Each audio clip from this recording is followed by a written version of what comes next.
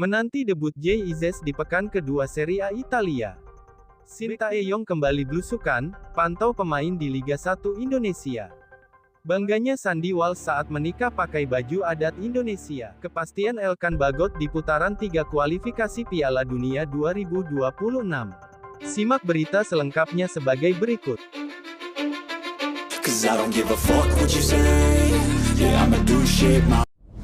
Temanku yang baik hati, subscribe dulu, agar tidak ketinggalan berita Timnas Indonesia. Bangganya Sandy Walsh saat menikah pakai baju adat Indonesia. Pemain Timnas Indonesia, Sandy Walsh dikabarkan sudah melangsungkan pernikahan dengan kekasihnya, Aislinn Konik. Sebelumnya pemain Cafe Mechelen ini mengabarkan akan melangsungkan pernikahannya dengan pebasket Kanada, Aislinn Konik pada tanggal 15 Agustus. Video pernikahan Sandy Walsh pun ramai di media sosial, terdapat video ia mengenakan jas saat sedang berdansa dengan Aislinn.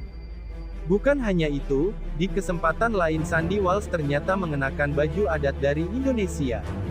Netizen pun riuh mengomentari Sandy Walsh yang mencampurkan baju adat Indonesia. Adat Aceh dan Lampung, tulis netizen. Lampung Aceh semua jadi satu ya, tulis netizen lainnya. Terlepas dari pernikahannya ini, Sandy Walsh tak lama lagi akan bersiap untuk membela Timnas Indonesia di putaran ketiga kualifikasi Piala Dunia 2026. Selamat untuk Sandy Walsh, semoga cinta kalian selalu tumbuh dan berkembang dalam rahmat Allah. Amin. Sintayong kembali blusukan, pantau pemain di Liga 1 Indonesia. Pelatih Timnas Indonesia, Sintayong, berbicara jujur soal para pemain Liga 1 2024/2025 yang mungkin dipanggil ke skuad Garuda setelah memantau laga Malut United kontra Persebaya Surabaya. Sang pelatih asal Korea Selatan memantau pertandingan yang diselenggarakan di Stadion Madia, Jakarta tersebut. Sebagai pelatih Timnas Indonesia, tentunya itu bukanlah hal yang terelakkan jika Sintayong diprediksi memantau calon pemain. Ada beberapa pemain berlabel Timnas Indonesia, seperti Yakob Sayuri, Yance Sayuri, dan Hernando Ari yang tampil di laga itu, namun, ada beberapa pemain berkebangsaan Indonesia lain yang juga tampil dan mungkin menarik perhatian Sintayong. Kendati begitu, ketika ditanyakan apakah ada pemain yang mencuri perhatiannya, Sintayong tak mau menyebut nama. Dia menekankan bahwa banyak pertimbangan yang perlu dipikirkan sebelum memanggil pemain ke Timnas Indonesia. Jadi, sang pelatih asal Korea Selatan tak bisa mengatakan bahwa dirinya telah melihat pemain yang bisa dipanggil olehnya ke Timnas Indonesia. Jadi memang posisi pemain Timnas tidak gampang untuk dipilih, jadi tidak bisa juga dengan melihat satu pertandingan langsung menentukan pemain yang bagus dan akan diincar, kata Sintayong.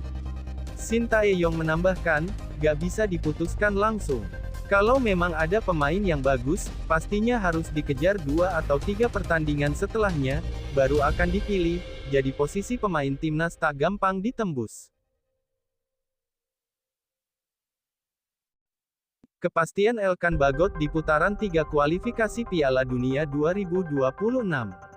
Pelatih Timnas Indonesia, Sintayong menyatakan bahwa Elkan Bagot belum akan dipanggil untuk memperkuat skuadnya dalam 2 pertandingan kualifikasi Piala Dunia 2026 zona Asia putaran ketiga melawan Arab Saudi dan Australia pada September tahun 2024. Sintayong hanya menggelengkan kepala ketika ditanya apakah ada peluang bagi Elkan untuk bergabung kembali dengan Timnas dalam laga melawan Arab Saudi dan Australia.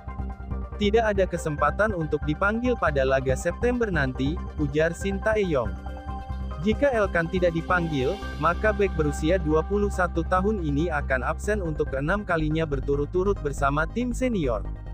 Absennya Elkan dari Timnas Senior dimulai pada Maret lalu karena cedera saat Indonesia meraih 2 kemenangan melawan Vietnam dalam kualifikasi Piala Dunia 2026 zona Asia putaran kedua. Elkan juga tidak hadir dalam 2 laga penutup melawan Irak dan Filipina pada Juni lalu. Ketidakhadirannya sempat memicu kehebohan publik yang menduga ada ketegangan antara Elkan dan setelah ia tidak memenuhi panggilan untuk memperkuat Timnas Indonesia U23 melawan Guinea U23 di Prancis pada Mei lalu. Musim ini, setelah menjalani peminjaman setengah musim bersama klub Divisi 3 Inggris, Bristol Rovers, Elkan kembali dipinjamkan oleh klubnya, Ipswich Town. Kali ini, ia dipinjamkan ke Blackpool, yang juga bermain di divisi yang sama, untuk satu musim penuh. Elkan telah tampil sekali bersama Blackpool, bermain selama 65 menit dalam kemenangan 4-0 atas Burton Albion di ajang Piala Liga pada Selasa tanggal 13 Agustus tahun 2024 lalu. Menanti debut Jay Izzes di pekan kedua Serie A Italia. Bek timnas Indonesia, Jay Izzes dilaporkan bakal absen di laga pertama Serie A Italia melawan Lazio, Senin tanggal 19 Agustus tahun 2024 dini hari WIB. Jay Izzes diambang mencetak sejarah sebagai pemain Indonesia pertama yang mentas di Serie A Italia.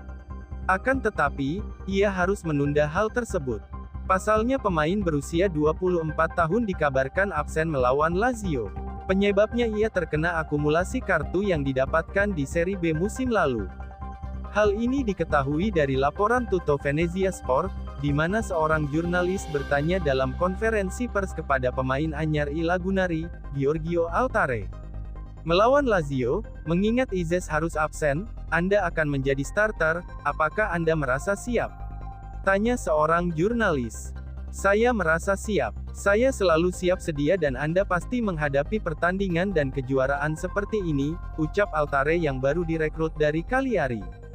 Harus absen di laga perdana, besar kemungkinan Jay Izzes akan debut di Serie A Italia ketika melawan Fiorentina pada pekan kedua yang dijadwalkan Minggu, tanggal 25 Agustus tahun 2024. Sebelumnya Jay Izzes sudah mengawali musim baru dengan apik dengan mencetak gol. Sayangnya klubnya mengalami kekalahan dari Brescia di Coppa Italia. Sewa GBT di Piala AFF U19 kemahalan, PSSI minta diskon. Anggota Komite Eksekutif PSSI, Arya Sinulinga angkat bicara mengenai kabar menunggak penyewaan Stadion Gelora Bung Tomo yang dipakai untuk Piala AFF atau ASEAN Cup U19 2024 pada 17-29 Juli tahun 2024. Arya tidak membantah penunggakan itu. Namun, ia meluruskan, tagihan dari Dinas Pemuda dan Olahraga, Dispora, Surabaya itu baru diberikan pada Selasa tanggal 13 Agustus tahun 2024 dan jatuh tempo selama 10 hari. Nah ini, saya baru mendapatkan kabar dan informasi tadi dari berita. Kok bisa sih sampai masuk berita? Begitu ya, kenapa? Ujar Arya. Karena tagihan mereka pada Selasa tanggal 13 Agustus tahun 2024 atau beberapa hari yang lalu dan di sana tertulis bahwa dibayarkan batasnya adalah 10 hari setelah tanggal penagihan, katanya menambahkan. PSSI klaim harga sewa stadion naik 2 kali lipat. Arya membandingkan harga sewa stadion GBT ketika Timnas Indonesia beruji coba dengan Turkmenistan pada September tahun 2024. Harganya, katanya, nyaris menyentuh 2 kali lipat. Berarti masih tanggal 23 Agustus tahun 2024. Tapi kok Dispora Surabaya sudah heboh? Kami juga terkejut dengan angkanya karena angkanya melebihi hampir 2 kali lipat, ungkap Arya. Daripada harga yang diberikan ketika pertandingan terakhir saat Timnas Indonesia menghadapi Timnas Turkmenistan, lanjutnya. Membandingkan dengan Piala AFF U16 2024, Arya membandingkan ketika PSSI menyewa Stadion Manahan, Solo untuk Piala AFF U16 2024 pada tanggal 21 Juni sampai tanggal 3 Juli tahun 2024. Wali Kota Solo, Gibran Rakabuming Raka dikatakannya memberikan potongan 30%. Kenapa kami minta diskon? Karena ini ajangnya panjang. Kalau kami sekali pakai, oke, tapi kalau dipakai berkali-kali wajar dong, kami minta diskon karena ini untuk Piala AFF U19 2024, tutur Arya. Ini juga terjadi ketika Piala AFF U16 2024 di Solo. Pak Gibran Rakabuming Raka membantu kami sekali dan beliau memberikan diskon 30% dari pembayaran normal. Jadi buat Dispora Surabaya, sabar kami pasti bayar walaupun harganya 2 kali lipat lebih mahal, imbu Arya.